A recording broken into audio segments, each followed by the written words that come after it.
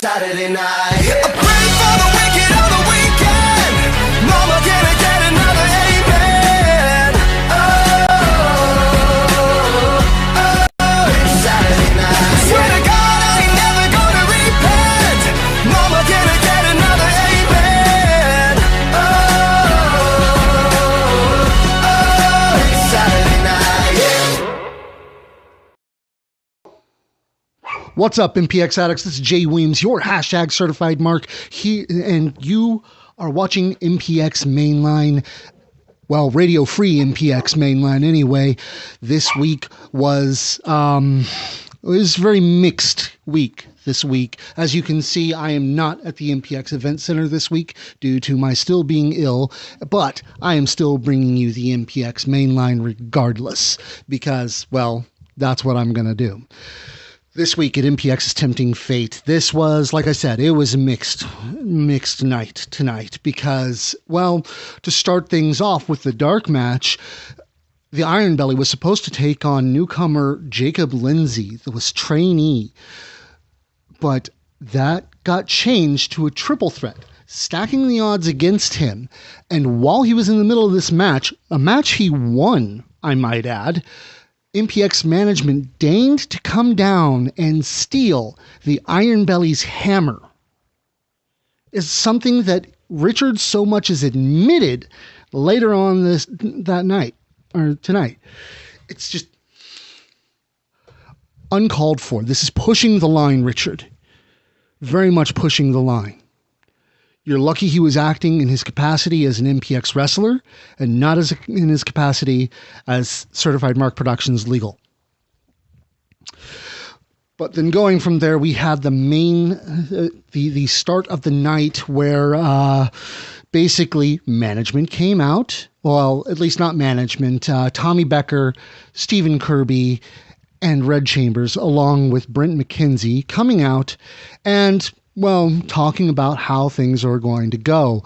Calling out Tommy Dean a lot, which may come back to bite them in the ass a little bit. I don't know.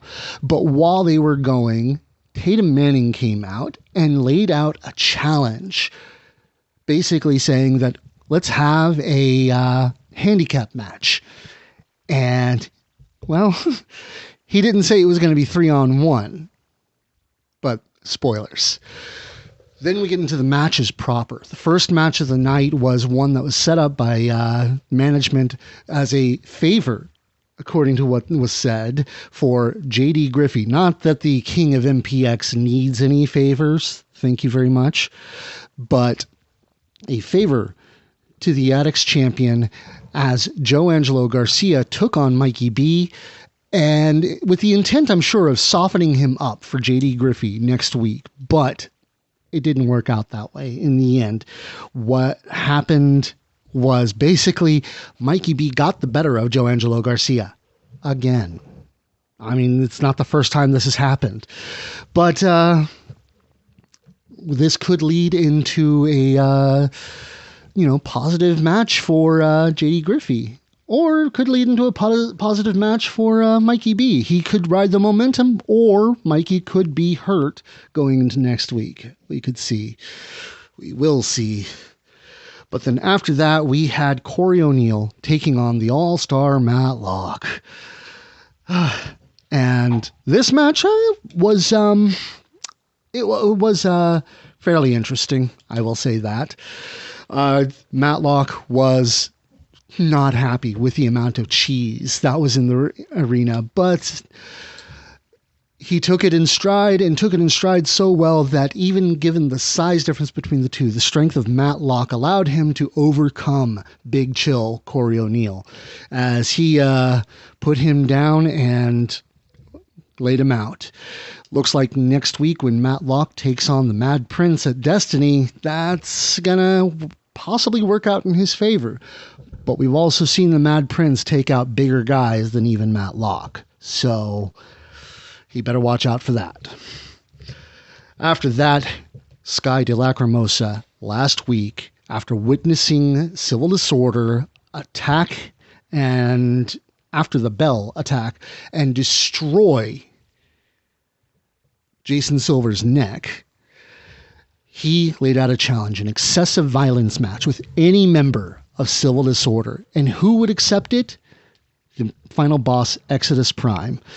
Well, the Texas Chainsaw took everything he had, everything from under the ring, as a matter of fact, and took it to Exodus pretty hard. And try as Exodus might, even putting Sky's neck into a chair to try and repeat what he did last week to Jason, didn't work out too well for him, with Sky being able to pick up the win. Will this mean that the Lost Boys have the momentum next week at Destiny? Or will this mean that, the Civil Disorder will have that much more fire under them to take out the Lost Boys? We'll find out on that one. After that, we had Stevie Hendricks, who had gotten under the skin and in the annoyance of the Supertech's Brent McKenzie while hogging the mirror in the back, was taking on main event Mike Fox, making his in-ring return after 2 years away. And I gotta say, as much as I don't like Mike Fox right now, I am wholly impressed with how little ring rust he has. He is really good, and he took it to Stevie Hendricks to the point that, well, he may well have ended Stevie Hendricks' career.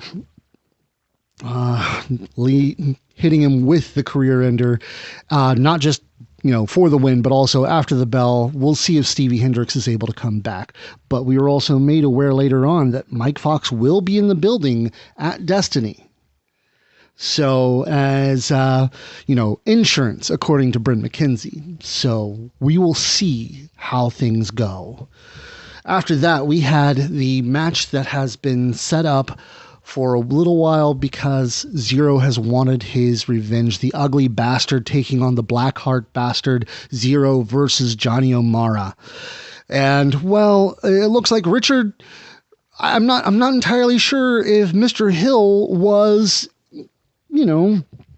entirely confident in Johnny's skill, because he saw that he needed to have Nick Nash out there, and he needed to be out there as well. And so far, and I am reporting facts here, ladies and gentlemen, just facts, that he needed to have Nick Nash interfere in the final count that would have won Zero the match,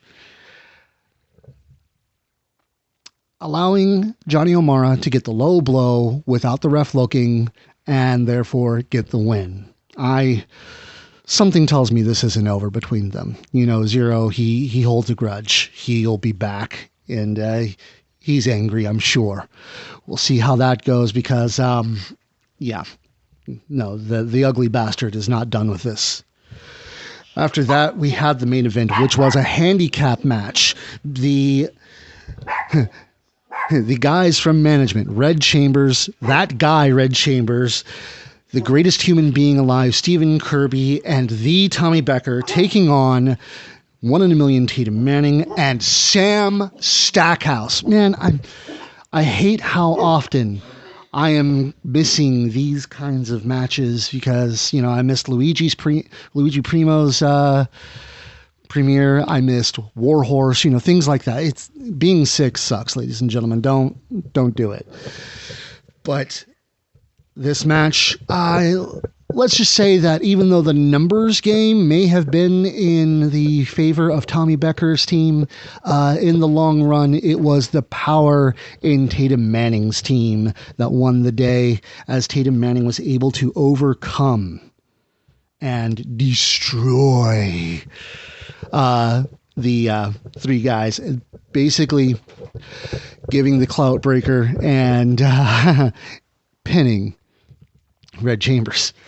We'll see how things go next week. Will he be able to get the MPX championship from the Tommy Becker?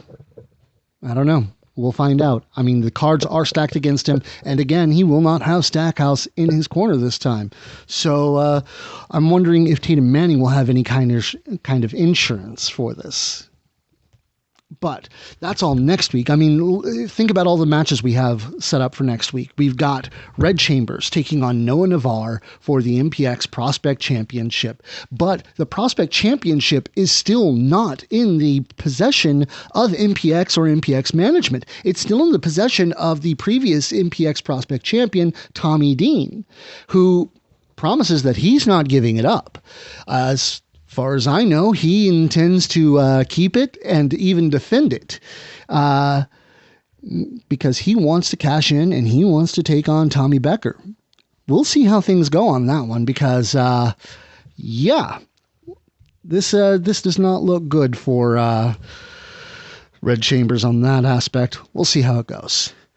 We've also got JD Griffey taking on Mikey Barker as JD Griffey defends the MPX Addicts Championship. This one, I got to give Mikey B the kudos for having the guts to try and take on JD Griffey, but I don't think it's going to work out. Because the king of MPX, JD Griffey, like I said, he didn't need Mikey B to be softened up for him. He can make him tap, snap, or nap on his own. So we'll see how that goes. Will Mikey B be able to end the reign of JD Griffey? I don't know. I don't think so, but I don't know. We've also got the MPX Tag Team Championships as Civil Disorder will be taking on the Lost Boys. Will Jason Silver be in fighting form to be able to take on Civil Disorder? Will he be able to exact the revenge he needs to be able to come out on top? Or will Civil Disorder become a two-time MPX Tag Team Champions? We'll see on that one, too. Then, of course, the MPX Championship will be happening, and it will be the Tommy Becker defending against the Texas Rumble winner for 2022, Tatum Manning. And like I said, Mike Fox will be there as insurance, and he will be I'm pretty sure he'll be a deciding factor one way or the other. But then again, Tatum Manning could have insurance. We could see, he may need a hero. I don't know. We'll see. We'll see. I mean, Destiny, there's a history of the winner of the Texas Rumble going on to win the MPX Championship at Destiny. So, maybe things are in Tatum's favor more than he believes, more than we believe, more than anyone believes. Because, of course, Tatum Manning believes very much himself that he's going to walk away with the belt. But we'll see on that one. But, yeah. MPX's Destiny next week. You better believe I will be there because I can't think of a better way to spend that day. It's a very important day to me. You'll see. But I am looking forward to it one way or the other. And of course, let's not forget what's going to be happening in a couple of weeks. MPX versus the World. We're going to have the Cutter taking on Sky de Lacrimosa. We're going to have Grizz taking on the Bear Fighter. We're going to have Gary J taking on Tatum Manning. We're going to have Chris Bay taking on Tommy Becker. And then just today signed Athena and Matthew Palmer will be in the ring in action together as a tag team, it seems. So we will see Athena make her in-ring return to MPX for the first time in years. And I can only imagine who the unlucky tag team will be on this one. But then after that, of course, we've got Fight, Win, Survive coming on the next 3 weeks after that. It is going to be an insane and incredible time. If you've never seen a Fight, Win, Survive before, it's something. It's something. I suggest going back and watching previous ones on the MPX network because, wow, this is always a wild series. This tournament, we don't even know what's going to be on the line. Last time, every member of the winning team got to take on the MPX champion, have a chance at their belt. This time, who knows? I don't know.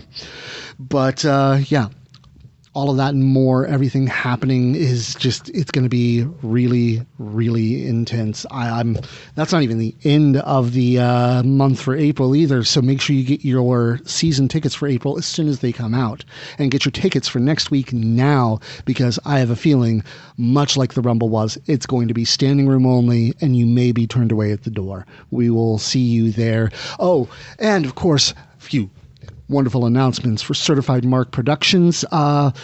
This week, we will, of course, be at the MPX Event Center interviewing the greatest human being alive, Stephen Kirby, for a second time on St. Patrick's Day. It's going to be a wild night. Make sure you tune into that one. It's going to be a lot of fun. And then, like the Rumble, we're making it a special 2-night event. You can join us on Friday night, as we will be talking to none other than the MPX Texas Rumble 2022 winner, Tatum Manning. Unfortunately on the phone, but we got something.